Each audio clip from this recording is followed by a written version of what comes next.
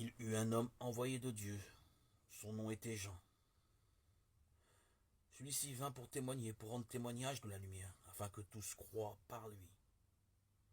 Il reconnut. Moi, je ne suis pas le Christ. Ils lui dirent alors, que dis-tu de toi-même? Il dit, moi, je suis la voix de celui qui crie dans le désert. Faites droit le chemin du Seigneur, comme dit Ésaïe le prophète. Jean 1, 6, 23.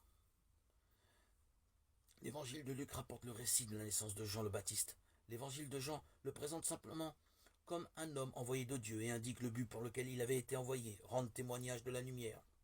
Ésaïe et Malachie avaient parlé de sa mission. L'ange Gabriel et Zacharie, le père même de Jean, ont prédit ce qu'il ferait. On le voit ici en action. À plusieurs reprises, Jean le baptiseur rend témoignage à Jésus dans le premier chapitre de l'évangile de Jean. C'est de lui que j'ai dit, celui qui vient après moi prend place avant moi, car il était avant moi.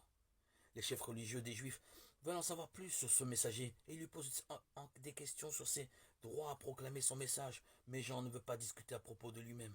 Il a un message à délivrer au sujet d'un autre. C'est de toute importance pour lui. Plus on lui pose de questions personnelles, plus ses réponses sont brèves.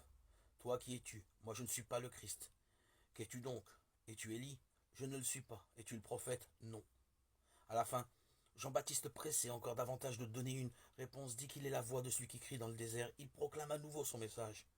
Faites droit le chemin du Seigneur. Il parle ensuite de celui que les Juifs ne connaissaient pas, dont il n'était pas digne de délier la croix de sandales. Quelle humilité!